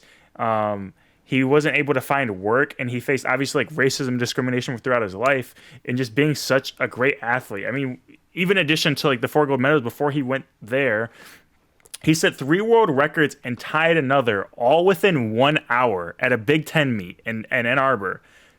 They call it the greatest 45 minutes in sports. 3 world records and tie one within an hour is insane. Like, and I think a lot of people think like, oh, it's the, I don't know, the 40s or 30s and 40s. Like, he can't be that great of an athlete. But pretty much every like scientist has like studied like if Jesse Owens ran on like a present day track, he would still be a top tier athlete, which is insane given like the practices that he goes through. Modern day training too. Yes. Come on now. So next, obviously, we get to Jackie Robinson, one of a great baseball player. You love him. Obviously, they retired his number. Everyone knows who Jackie Robinson is. Won Rookie of the Year when he got into the MLB. But obviously played for a few years in the Negro League and other minor leagues before even getting to that point. So and he fought in World War II before that. So he had like a late start compared to the average person now getting to the league. Like he went, fought a war, came back to segregation obviously, and then came in as the first black person to play in the major leagues, won Rookie of the Year, 6 consecutive All-Stars, won National League MVP, went to 6 World Series and won one. And was a varsity athlete at UCLA in baseball, track, football, and basketball. Like just such a phenomenal athlete. It's just unreal. And not long after him, Hank Aaron came into the league. 21 All-Star appearances, 3 Golden Gloves, broke Babe Ruth's record. Babe Ruth's record in 1974 for home runs, which was eventually broke by Barry Bonds, another black man in a predominantly white sport. He actually passed away in last January, but just another phenomenal like baseball athlete who obviously faced tons of segregation and discrimination. And so before he broke Babe Ruth's record, he ended the season 1 home run short of the record itself. And he was like, I don't know if I'm going to break it. And everyone's like, what do you mean you don't know if you're going to break it? He's like, I don't know if I'll live long enough. He was getting so many death threats about simply beating Babe Ruth's record itself that he didn't know if he was going to live long enough. And so I think he ended up breaking the record for most mail like ever received by an individual. But part of it was the hate mail. But then in a positive light, he also received like a swath of mail and support throughout that time period as well. Tell him to go get it. I think that Babe Ruth's wife like kind of denounced the racism. I don't know if Babe Ruth was racist or anything. I'm not going to assume that. They had a pic. But I seen this on Twitter. Yeah. They had a pic of Babe Ruth with like a group of black people, and then like it was like a black dude in the crowd, and he was he was looking like, y'all see who with us? I've seen that. Mike rocking with us, so we rock with Mark. Right. Yeah, and Babe Ruth's wife, obviously, he had denounced the actions that people were taking against him, and then we start coming to the time period of Jim Brown, who I had discussed, but just to expand further on his excellence. For 9 straight seasons, he held the record for, or after 9 seasons, he held the record for both most yards in a season rushing and career rushing. He had the record for touchdowns and all-purpose yards. He was the fastest to 100 rushing touchdowns until Danian Tomlinson, another top 5 running back all time, broke it in 2006. So it took 50 years for someone to break these records, and they were playing 12-game seasons, so like for a good part of his career. That's fucking nuts. That's nuts. He averaged 100 yards per game for his whole career in an era where they weren't throwing the ball. So all 11 guys on the other team, and there's film of Jim Brown. Like, I highly encourage you to go look at some YouTube tapes of this real footage of Jim Brown, just a monstrous human being just running through 11 people. And you know, like, I don't, like, if you've played football, you know the willpower, like, to just take another man down, like just a game of brawn, and you just going through 11 people that know you're getting the ball every single time. It is unreal. Averaged 100 yards per game for his career, led the league in rushing 8 times. The first 2 10,000 yards, was a Pro Bowler every season that he played football. Rushed 1,800 rush yards, and it's the longest standing franchise rushing record. So since 1963, everyone else has a more recent record. Rookie of the Year, 4-time MVP, and a prominent athlete who supported Muhammad Ali in his protest, who we'll obviously talk about in a little bit. Not long after Jim Brown, many people may have seen the movie Express, Ernie Davis came into the league, and not as much like significance in his career itself, but just kind of how it was went about. So Ernie Davis was drafted to the Washington, we shall not say their name anymore, and was traded. He was drafted first overall and then traded to the Browns because they wanted a backup for Jim Brown. They wanted to have Ernie Davis and Jim Brown, and the Redskins traded him because they didn't want a black face of their team because they had a super Southern white following. So obviously the Washington Commanders do not have the best history with race, even up until now, but it clearly goes back even further past the Snyders. It's clearly ingrained in the franchise. And he signed with the most lucrative rookie deals pretty much at that time. It was for 3 years, $200,000, which is insane. But unfortunately, he passed really early in his career due to leukemia, as many people know from the movie and if you've read about it. But then I just watched that movie in the 6th grade. That shit was so sad. That shit was the saddest movie. I was like, dang, he about to be better than Jim Brown. And it's like, you have leukemia. I was like, what? Then they start coughing up blood. I was like, God damn. I'm like, what, Not bro? you, Ernie. Come on. next up, we come to our time period, and we come to Tommy Smith and John Carlos. Obviously, not the most, not the most pronounced athletic careers, but more so their protest at not protest, Olympics, right? Yep, the Olympics at the 1968 Olympics. Tommy broke the world record for gold, and I believe the 100, maybe it was the 200, and then John finished third. And they had planned to do this protest or Black Power signal with their fist up, and John Carlos forgot his gloves when they went to go do it. So that's why he had his left hand up, because he took one of Tommy Smith's gloves. They both went on to have decent track careers. I think even though Carlos placed third that year, I think in the Worlds the next year he ended up going for gold. They both had careers. I think Tommy went to go play football for a little bit. John tried to as well, and then got injured, and then they just went to coach and such. But obviously their significance is around the fact that they made a gesture on the podium at the Olympics, which is typically frowned upon to make political gestures, and nothing obviously happened as a result, but the Olympic Committee discussed punishing the U.S. for it, but nothing came out of it. Yeah. Next up, we come to Cassius Clay by his old name, but obviously by his his own name, Muhammad Ali, the greatest of all time when it comes to that ring, 56-5 all time with 37 knockouts, greatest boxer ever. I didn't know this. He was supposed to fight Wilt Chamberlain. I did not know that.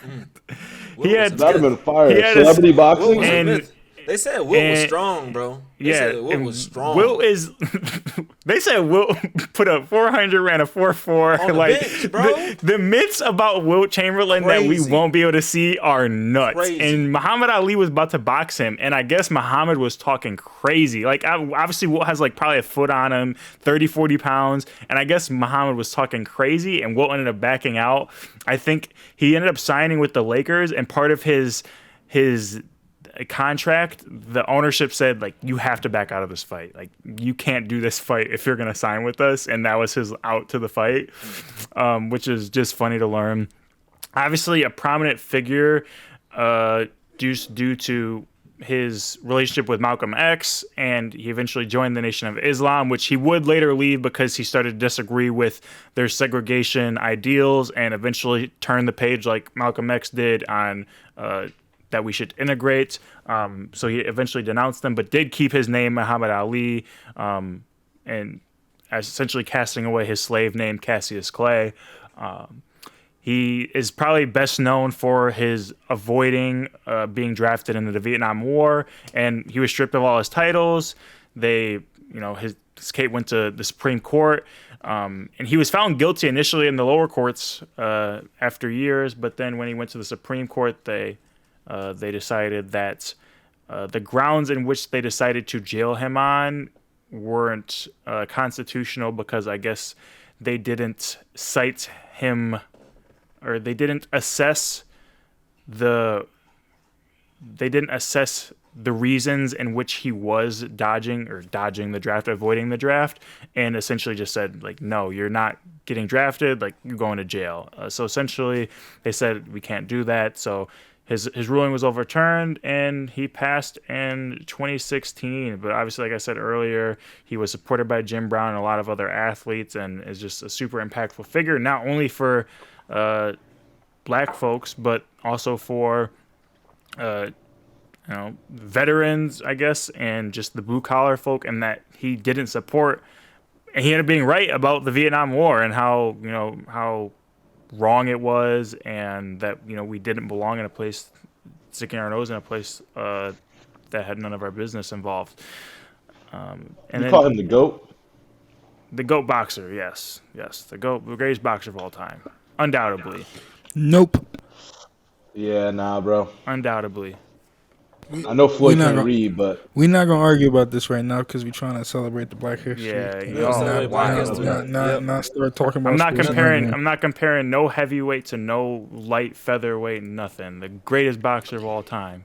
Not true, but we're not gonna argue. 19. No.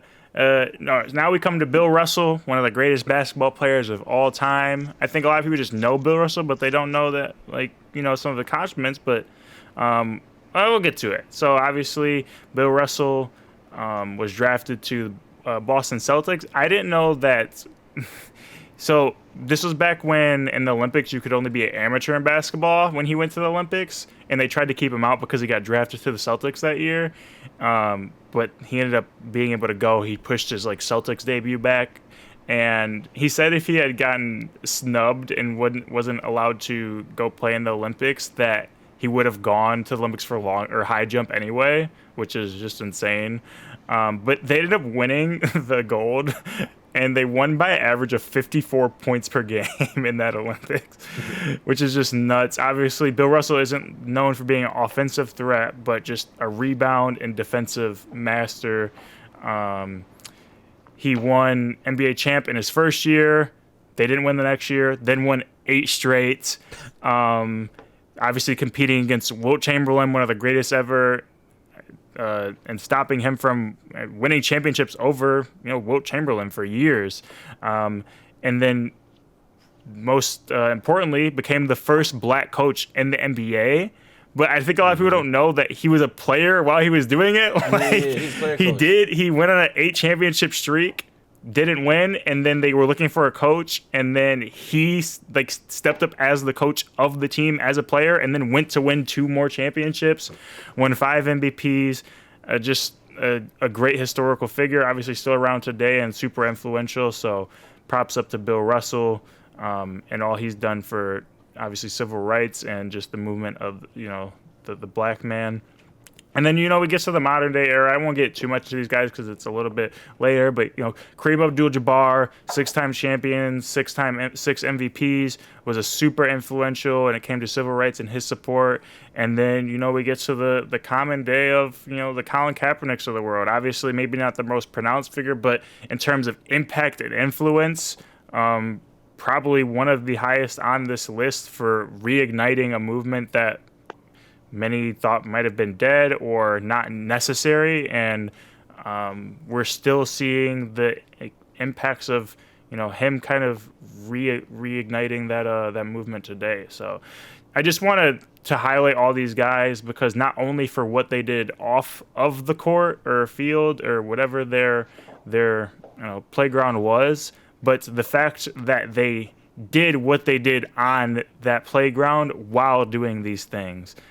We talk about how much social media and other things can distract players and things like that in this common era, and these guys are fighting for civil rights or don't have rights. Like, these guys couldn't vote and are sitting here and can't use public bathrooms and stuff like that, and are sitting here representing their country against the world or fighting for their country against the world. So props to these guys. All praise to the OGs. Salute.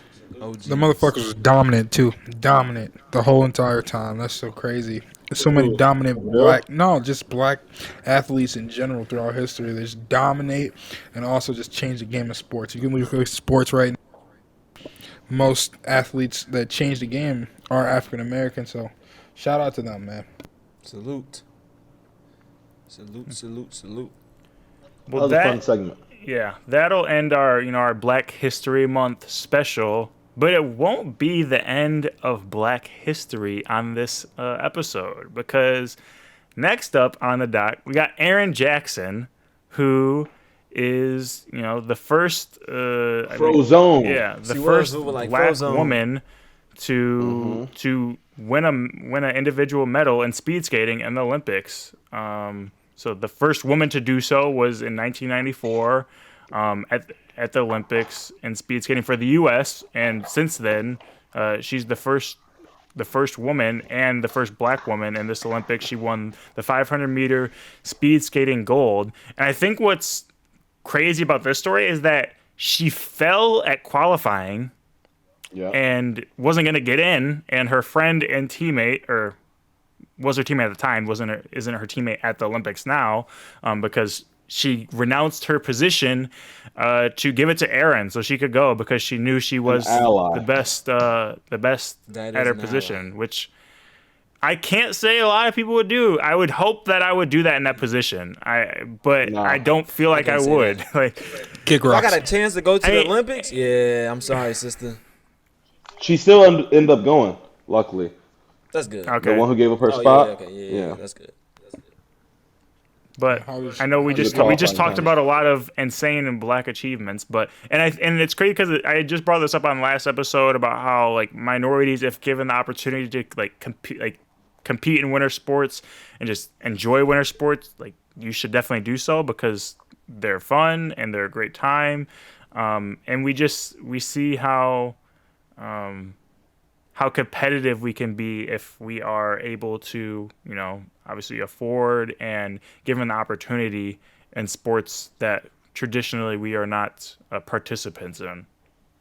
Yeah, it comes from people like, Serena Williams and Serena Venus, who get into these, normally Caucasian spaces to give the little girl watching the Winter Olympics tonight on her couch, I want to do this, Exactly. All these people who are paving the way for people ahead of them, we're going to start seeing black fencers, black water polo, black speed skaters, black, snowboarders. All this stuff just motivates the next generation to go do it. And I just love it. I love this story because she's out there, bust her ass, and got the gold. That gold, baby. That's all that matters. That's all that matters. Even in swimming, we started seeing in swimming now. Yep. I didn't know her name. I was about to ask one of y'all, what was her name? You know, Dre? I can't remember. I can't remember her off the top of my head. I know who you're talking about, though. Yeah, so you starting to see us more included in these sports where you usually wouldn't see our face, and it's important for us to be in those spaces, because like Toon said, like it influences the younger generation. Like, yes, I can do this. I can, compete at a high level. Not doing, just the sport that everyone does, Basketball, basketball, football, football. stuff like that. So I mean, like it's just great to see, and it's refreshing at the same time, man. And that to see us being included, and also being celebrated in those spaces too, because that's also important. Yeah, the biggest thing about basketball and football and stuff and black kids nowadays is just like I feel like the stigma of just saying like to be successful you have to play basketball, you have to play football, and that's like the dream. I feel like with social media and then these other people that stepping up and playing different sports can influence us as a culture to raise our kids to say like, hey, you don't have to play football, you don't have to play basketball, you can do other stuff, you know. Also economically too, we need to have the resources to enable to us for our kids to do that type of stuff as well. Just step out the comfort zone and just playing basketball and football, and doing stuff like that. So I really do support that and what Tunes was talking about and what Tay and all y'all was talking about that. Yeah, I've always had a dream to bring like I love playing soccer and wrestling growing up, and I'd love to bring that to, a more diverse, area, a more area in need of that, and just be able to like, have enough money where I'm well off where I can foot the whole bill for the kids, nice jerseys, sponsored by the Brochureless, and we just going out there to the suburbs and beating on them rich kids. I think that'd be awesome. So. Yeah, but dope story for sure. Hopefully we get plenty more in the future. Mm-hmm. Yeah. We have some inner city Neymars. And for all of like the Black History stories that we did, I'll have everyone send me their links, and I'll put them in the description of the episode. So if you want to look at any of the resources that they used, and everything that My we've link talked was about Thanksgiving dinner. yeah, So. everything that we've talked about so far, even the what's happening now, I'll put all that in the description too. But then we're gonna stick on the Olympics with our next segment, and this one's about Eileen Gu, who wins gold for China, and she actually won silver as well. So silver as well. She won gold in the skiing big air and silver in the skiing slopestyle. 18 years old, American born but raised by a Chinese mother. So she chose to compete for China instead. And obviously we might not see this as controversial, but there's people, Fox News is like, oh my God, she wants to go give her golds or her medals to China. She's choosing not to compete for the U.S., even though she has dual citizenship.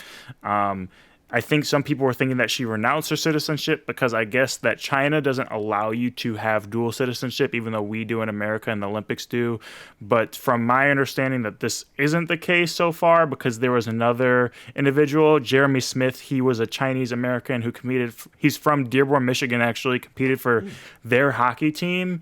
And he says essentially that, like, no, I'm keeping my American citizenship. I'm not going to give it up to compete. And they essentially gave him an exception. So I think that how they understand it, that Eileen was given the same exception, that she didn't have to renounce her American citizenship. But I don't think it's a big deal. But I don't know. There's some maybe outrage by individuals saying, why wouldn't you want to support the country you were born and raised in as opposed to the other one? Why do people think America is not saying? Let me wait. Let me not talk about that. Stop. Pause. Pull her in, Daz. Let me say what I mean. What I mean is not saying China's better or anything like that. I'm just wondering why people don't like the fact that people have like nationalities that's not from America per se and wants to support and pride that type of stuff. I just don't get why American people are like. I mean, America is a great country and all. I'm just saying, like, why can't you have pride in where your ancestors are from and stuff It's like that? all about pushing agendas and pushing narratives, man. They gotta have something to talk about. America rich, I get it. America great, all that, but like, goddamn, we all came from somewhere. Even white people, all came from somewhere. I'm Scandinavian, a little bit of Nova Scotian, a little bit of everything. A little French Canadian. I got two things on this. One, shout out to Eileen for winning the gold, and not only winning the gold, getting that Chinese bag. Like, she's getting paid. Like, she's becoming a model out there. Like, she's loved out there. And if we are a country that is so for capitalism, that we are so for, making like getting money no matter what, we should totally be for this girl doing this because she is getting fucking paid. So if we're gonna be the Want that capitalist money. society that we are, we should be applauding this. Another thing is if people like I understand what Dre's talking about with people being mad about it. I heard another podcast they were talking about it where she should go move over there. She shouldn't be coming back to go to school at Stanford. She should go to a Chinese Stanford. university. You're being mad at her for going against the American people, but you're not mad at, the billionaires and, all the people who are making America not as great as a country it could be with like corporate greed and stuff like that. You are wasting your energy on a girl who is just skiing. When you could take that same energy to people who are hurting your nation, not putting, the politicians who are making empty promises, who are being bought out by lobbyists and stuff like that. You're really wasting your energy on a girl who's just fucking skiing She's and also getting like paid for 18, it. like, and Yeah. not that like her Yeah. being older would change my opinion on this, but you're attacking essentially a child. Like, yeah, she's a teenager, an adult by a legality, but relative to the individuals that are commenting on this, she's a child. You're a 40-year-old man in Arizona. Shut the I fuck mean, up. like you see, like NBA players, they do. You see, like NBA players, they like do this all the time. They were, you know, mom or dad or was born in another country. They obviously they were born in the United Soccer States, players do it a and ton. then and then they go serve that national team. I mean, like it's just like I said before, it's just another topic just to push agendas and push narratives and just try to make it a hot topic to talk about. But it's just really it's no news. Like we say, like smash or pass is like pass. Like they just trying to make it news. So I mean, like Who gives a fuck? I don't get it. Why do you care so much? Like these random she fucking won't go. I mean, Because like it's because it's China. It's because it's I China. mean, Because like it's That's China. what it is. It's China. Okay. China. Trump Like, got bro. them losing their mind over China. Who gives a fuck? And still going to Panda Express the next day. Man, what? As their MAGA hats got the stitching on it that says "Made in what? China." Had some Exactly. Chinese food last night. You tripping over her going to China? Yeah. Come on, man.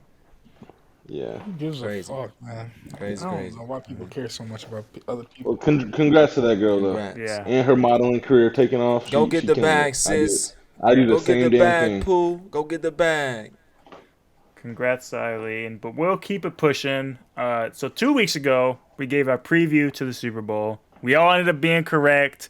The Rams won the Super Bowl. Represent Matt Stafford, Matthew baby. Stafford The real won, Matty Ice. The real OBJ Matty Ice. won. Aaron Donald won. They got theirs. But let's Aaron just. Donald, a beast. I want. man. I want to. Before we get into like the legacies of some of these players, I want to kind of just keep it to the game itself and just our gut reaction on how like the teams performed, what like the expectations, how the game unfolded. So I'll actually start with Dabs on this one and just how I don't know what was different about how maybe you thought this would have gone. Obviously, some things happened. Some people got hurt throughout that might have affected it. So Big red flag, big thing that I did not see happening was Jalen Ramsey. Jalen Ramsey's performance, I will say, was not the best. But I will say that face mask and all that stuff that was one of them that should have been called back. But Jamar Chase was the clear winner in that. So I want to ask you. He obviously had that. Jamar had that one big catch Yeah. at the beginning on him where he tripped up or whatever. Then towards the end, there was a film that Jamar caught him. Like if they hadn't got Burrow, like Jamar cooked him. He was down on the ground. He was it was a touchdown. Yeah, he tripped. But how do you feel about people that say? And Dante, you can interject too because you're a corner. How do you feel about people that say, had it not been for the face mask, he wouldn't have because he let up over 100 yards. But if you minus the 75 or 70 yards like from that face mask, I mean, ideally, like, well, if you play good form, you don't get in the position to get face mask. But I don't know. What are your thoughts on like people that say that? I mean, you got to just kind of be dealt with the cards that dealt for you. I mean, like Jalen. I mean. In the grand scheme of things, corner is a very hard position to play. I mean, I played in college. You could have 99 good plays out of 100, but you had that one where you let up a big touchdown. Everybody gonna remember that play forever.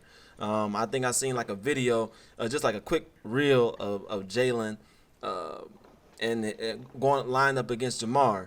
And for the most part, like, he was sticking with Jamar. But what are the plays we bring up? We bring up the one he got the catch on. We bring up the one where if Joe Burrow had more time, it would have been a touchdown, because we know if once Jamar get behind you, you're not catching them.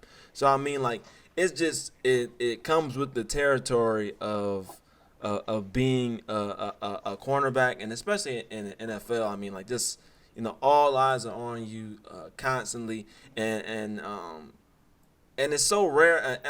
And for the modern day cornerback, I don't think people don't like travel like they say they do. Like, they're like, oh, he traveling like you traveling with him 24/7. Like, to a certain extent, yeah, they're traveling, but for the most part, these guys got like schemes and everything. So I mean, like, if you're looking for like that matchup of like Jamar Chase and Jalen Ramsey, like, every day, like, we doing one-on-ones at practice, you're not gonna see that, because like it's certain schemes that teams have for their defense that just won't allow them to travel with the main guy all the time. So it's just the cornerback position is very difficult. I deem it like the most difficult position in football. I know you got quarterback out there. Some people say left tackle, but you got to think cornerbacks are basically reacting to dudes that are running 4.2s or 4.2s and higher. So 4.2, 4.3, 4.4. They have to react off of that and then make a play. So like I said, it's definitely tricky. But in regards to Jalen, I mean, I feel like he played a decent game. It wasn't his best game. It probably was his worst game he's ever played, because he's been so dominant before. But I mean, like, I got all the faith in the world that he'll shake back from this. I mean, like, Jalen Ramsey. I don't think he's gonna crash As a, I was a 4-star recruit on NCAA Road to Glory for cornerback, so I know how difficult the position can be, as Tay said. But if we're talking about bad corners, can we talk about Eli Apple and just the hate he receives? Oh man, I'm getting cooked. Oh my god, I'm getting cooked. And I remember, because I play in Madden leagues and stuff, and we can do like the rookie draft, sort of. We can like upload a draft class. And I remember he was like high up. Like, I wanted to have Eli Apple as a rookie, and then ever since he got in the league, he just, like Tay said, he's getting cooked. Bro, he tried, bro. Trash. And then like me watching the game, it looked like he was in like a lot of man-to-man situations. Like, could they not have like zone scheme for that? Definitely in the red zone. In the red zone, can you not play zone in the red zone? You can, but it's like it's a shorter area to guard. So like, if they should have been a 5-wall. They should have been a 5-wall. Just every wall and everything off. They should have been walling everything off. But I mean, like, the one touchdown with Cooper Kupp, he just had bad eyes. He was in zone. He had bad eyes. He thought Cooper Kupp was blocking, because Cooper ran inside first and then he went up. So he was like chasing the run, and then Cooper just went up and it was behind him, and then he was just lost. That was a loss, and then that was just an L. And then the last play, it's just nothing you can do. That's one of the best receivers in the league. I mean, he's just better. At that point, he's better. Yeah. Dre was talking shit about the best receiver in the league during the game. Dre's live tweeting. I was there, Dre. And, you were there, House? I was saying I need the top 5 receiver. He showed up. The top 5 receiver, and he showed up. I do not care about my Cup slander at all, because Matthew Stafford got his ring. I don't care. Go. That boy is drunk in that parade. I love how drunk he was in that parade. That boy was Southern as hell. I don't want to talk about it. So before we start talking about Stafford, did Eren deserve the MVP? Yes, and let me tell you, he had two stats. He had 2 sacks on the stat sheet, but obviously we know he got the pressure at the end, and he had multiple efforts throughout the game that led to the comeback, because they were behind. Obviously, they had to do the drive at the end to win the game, but he sealed the deal. He led the comeback defensively. Was he essentially snubbed out of the Super Bowl MVP? I want to say something. I've never seen in my life. Here we go. A defensive tackle. Listen to me when I say this. A defensive tackle that affects the game of football like Aaron Donald does. From before the game, how schemes are ran. It's all based on him, the whole defense. If you look at it from a defensive tackle perspective, like, they would make sure they would make sure Aaron Donald was accounted for every single play. There was never a time where like the scheme of the offense wasn't geared to go away from AD. AD was the heart and soul of that defensive line. I know Von Miller had similar stat line. I know that the other, what was the linebacker? He's a rookie, right? Number 50. I can't remember his name. He was doing Floyd? No, it was Leonard Floyd's not number 50, is he? No, you're not. I thought you were talking about the other 54. defensive lineman. Yeah, he was doing good too. But the reason why their defensive line is so dominant is because Aaron Donald draws all the attention every time. If you don't do that with him, he affects the play without having a stat, a number on the sheet. So I want to give Aaron Donald his flowers just because he's the greatest defensive lineman I ever seen play football with my own eyes. I know Lawrence Taylor was, great and all that too, and he played a different position than Aaron Donald.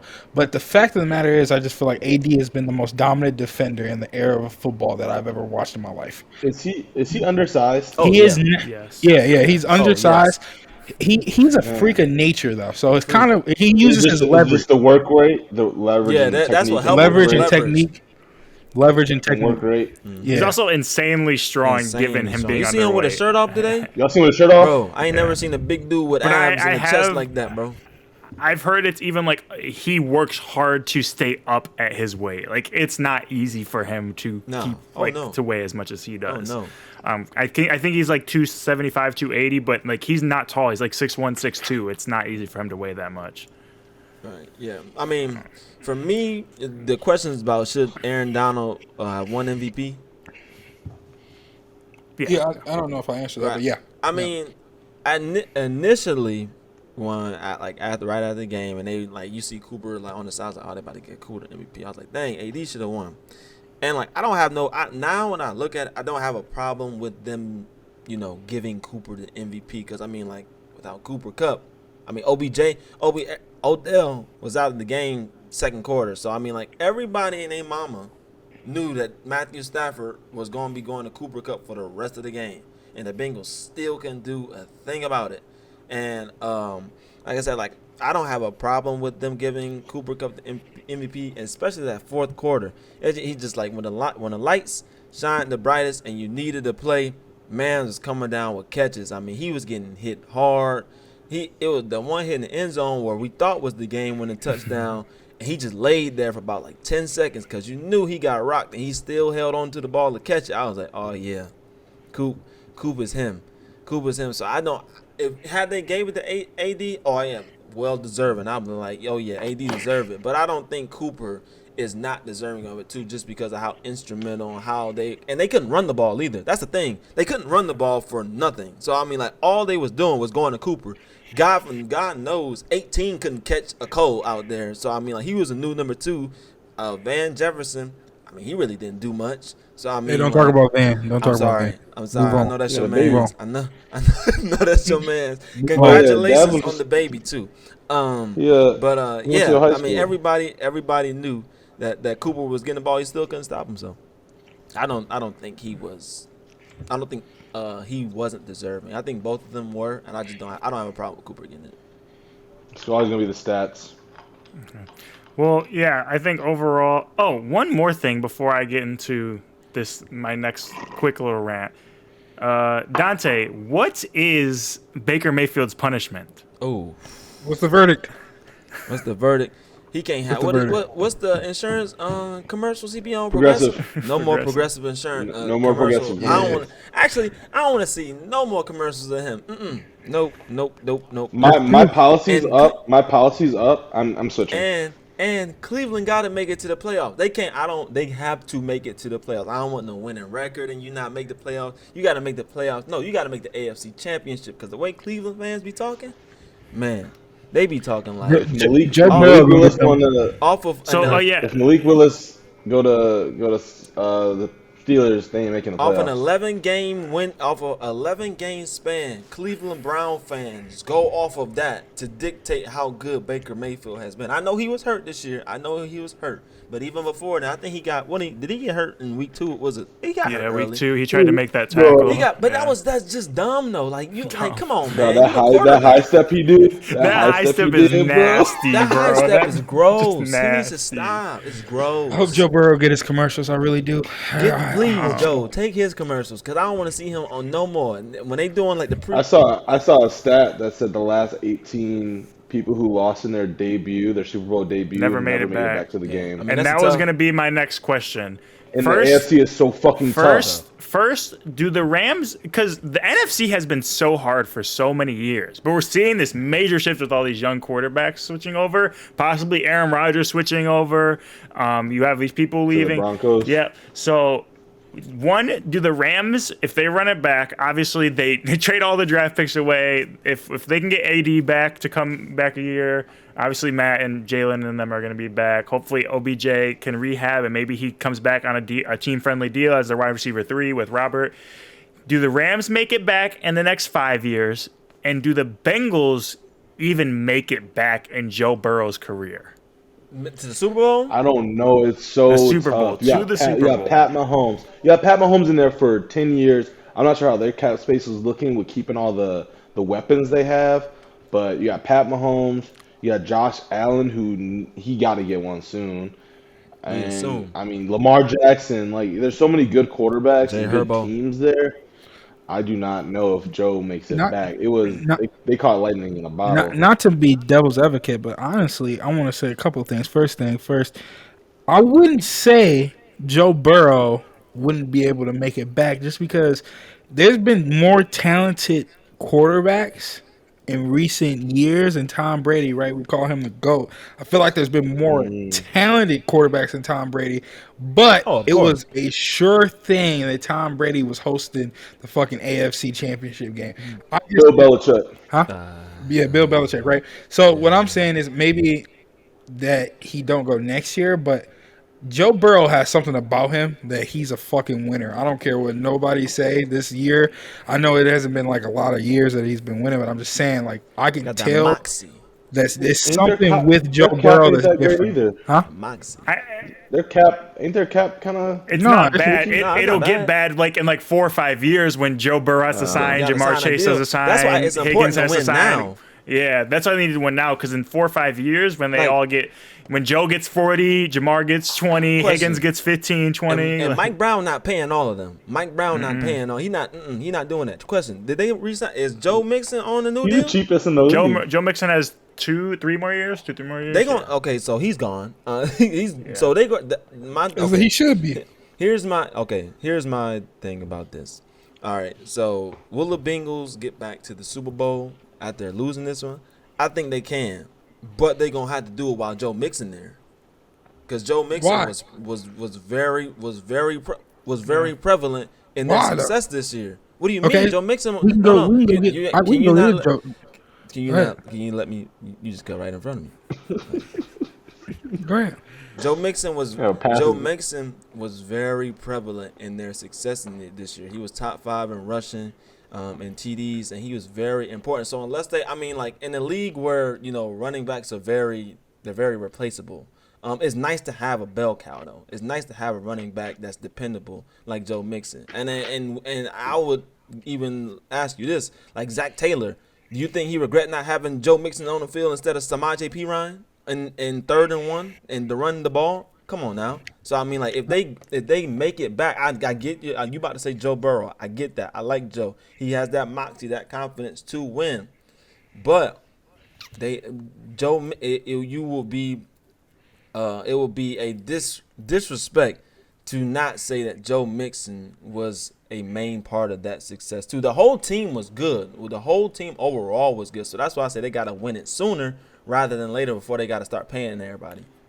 I know we're running short on time, so I don't want to cut you off, Dabs, but I want to keep it moving because we are running short on time. I will say that Zach Taylor may be a barrier to them getting back anytime soon because he made a lot of big mistakes throughout this playoff and I think he was bailed out by having such a good team. And then also I want to add that Dan Marino has admitted that he said, yeah, we're going to be back, and he never got back. Yeah. He said it. He's like, we're going to be back. Yeah. But to keep it moving, I just want a quick yes or no around real quick. I'll start with Dante, then we'll go Dabs and Tune. Will the Rams make it back in the next 5 years before, with the state of the NFC? I'll go first. I will say that I think they do. Within the next 5 years, I think they make it back one more time. Given the shape of the NFC currently, I think they would come into the year the favorite to make it out again. I think their only real competition at this point is the 49ers. I agree. I think they can make it the next 2 years. 5. I think I'd rather not give them 5 years. I'd rather keep it shorter and say they'll definitely make it back in the next 2 to 3 years. 5 years. 5 years is a long time. I'll say yeah. They got a good squad. I don't know if AD coming back, and I don't That's know the thing. who's not coming back. That's I the don't main know. thing, though. I don't know. AD in question. But they said AD. I know we're short on time, but AD want to be the most high paid. So we'll see what happens with that. Yeah, as he deserves.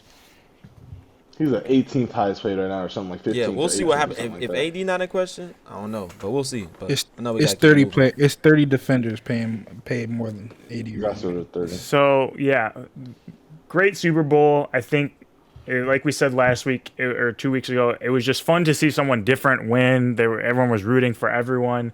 And with that being said, I think a lot of people, including myself, were rooting for Matthew Stafford.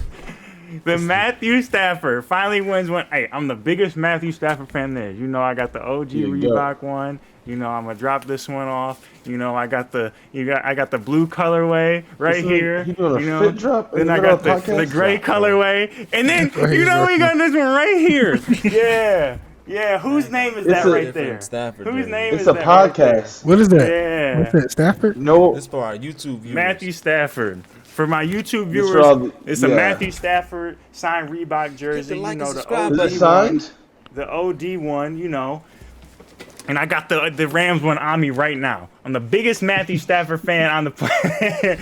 And I'm making the case right here, right now, that within the next 5 years, Matthew Stafford will be a top 10 quarterback in all of NFL history. I'm not arguing with Richard Sherman talking about Pro Bowls. I don't care about Pro Bowls. Richard Sherman, in the 4 times that Matthew Stafford has played you, he has 1,100 yards, 7 touchdowns, and 1 interception. You ain't done nothing to Matthew Stafford, Richard Sherman. Get out of here. I don't care what you have to 125 say. QBR 2 against Richard Sherman. I just want to let that be known. You're talking crazy. Just because you went to Stanford. Richard Sherman, you lived in a cover 3 Legion of Boom. I'm not hearing nothing you got to say. You were carried by your team. I ain't hearing it. And I'm going to go into, so we're going to talk about, I'm going to bring up the top 10 quarterbacks who projected top 10 quarterbacks right now. Brady, Rodgers, Elway, Manning, Favre, Montana, Marino. I think those are an objective top 7 by everyone. I'll say that one more time. Steve Young? Brady, Rodgers, Favre, Elway, Manning, Montana, Marino. That's an true. objective top 7. No, I think no matter what, 1 second. And then I think that next I'll put Breeze and Young in there. I think that's safe to say, but I don't think that their case is as objective as those initial 7.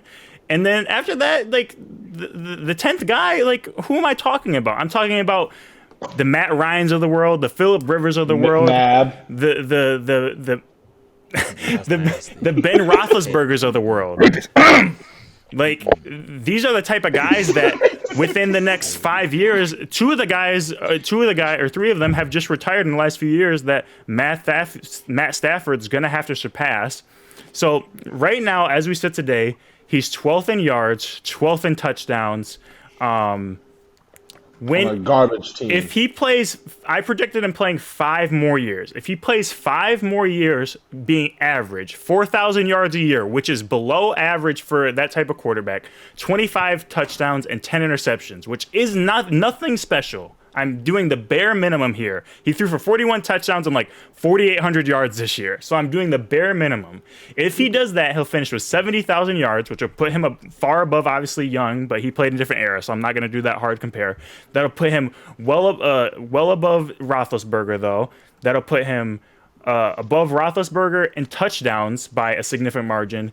And he'll have a similar he'll have less interceptions at that rate. So have a better touchdown interception, more yards, the fastest to 10,000 yards, the fastest to 20,000, the fastest to 30,000, the fastest to 40,000, and he's 5 yards away from 50,000. I'm presuming he's going to be the fastest there. This is all to make the case that I'm not even saying right now. If you want to have right now, you keep those guys in there. Within 5 years, a few more playoff appearances, he's going to have a similar record within the next 5 years in playoff appearances. He already has his bowl. Drew Brees only has one of them. I don't need him to get an MVP. Rodgers only got one too. I don't need him to get an MVP. I don't care about Pro Bowls. That is a made-up, the worst award ever. I don't care about Matt Stafford had a year where he threw for 5,140 touchdowns and didn't touch the Pro Bowl. I don't care about those awards. All I care about is what he didn't make anything. No, I'm saying a Pro Bowl is different than All Pro. Because All Pro is actually voted. Trayvon Diggs was first team All Pro. No. I don't care about All Pro anymore. All Pro is important. Why? It's voted by peers. It's voted by your peers in the league. It ain't like I think that this year has made it ever more apparent that Matt Stafford has been knocked his whole career because he played for Detroit. The fact that he threw for 5,140 touchdowns and you don't touch an All-Pro team is wild to me. You don't touch an All-Pro team. 5,140. I get what y'all saying, but do you realize? Okay, we get that the Lions not the greatest organization. We get that, as you all align. Not the greatest, the worst. The worst. The worst. But okay, there is no question. Barry Sanders is the greatest running back of all time, or one of the greatest. Top 3, 2. I'm not going lower than 3. He's number 1 for me. He the best for me. He's number 1 for me. There is no question that Calvin Johnson is a top 10 wide receiver ever, and his career was cut short. And they both played with the Lions. But there is a question with Matthew Stafford. There is that question. So you can't be like he played with the Lions and those two are for sure Hall of Famers, but Matthew Stafford is a question behind him. You know what I'm saying? Quarterback position. The quarterback position is a position that's highly oversaturated.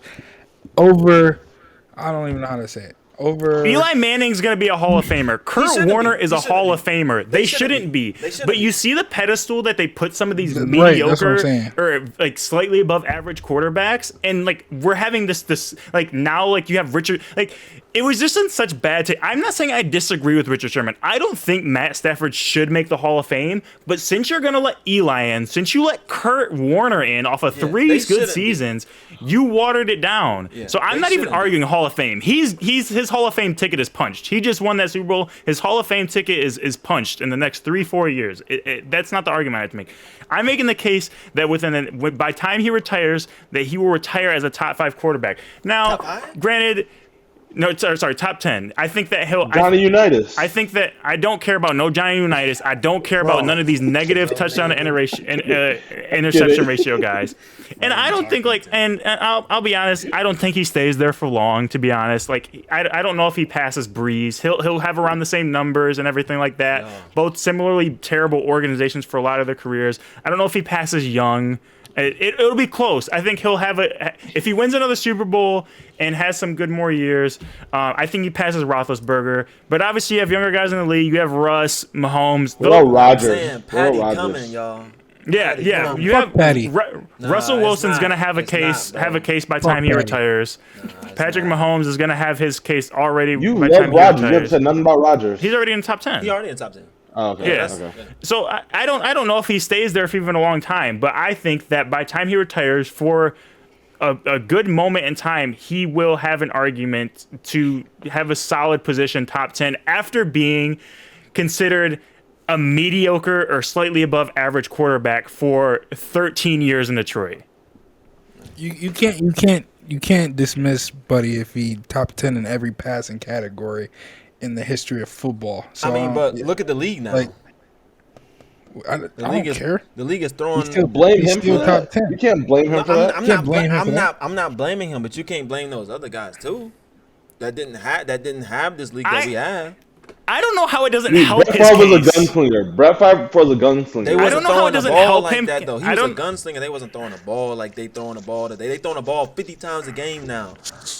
I don't know how it doesn't help his case though that he played for such a dog shit organization this whole time and then still did all of this and then clearly showed that it was a sham because his first year out wins a Super. Like that is like part of like the story about like Hall of Fame is like, you know, the story behind you. Like this guy just like essentially goes from this terrible organization is considered an average quarterback, and then the next year all of a sudden is elite or great, whatever you want to call it, is the one who essentially retires Thomas Edward Brady, as Skip Bayless would say, and then goes on to win the Super Bowl in that same year. Like it's just insane. Like I'm not, like I said, I'm not saying that he should be in right now.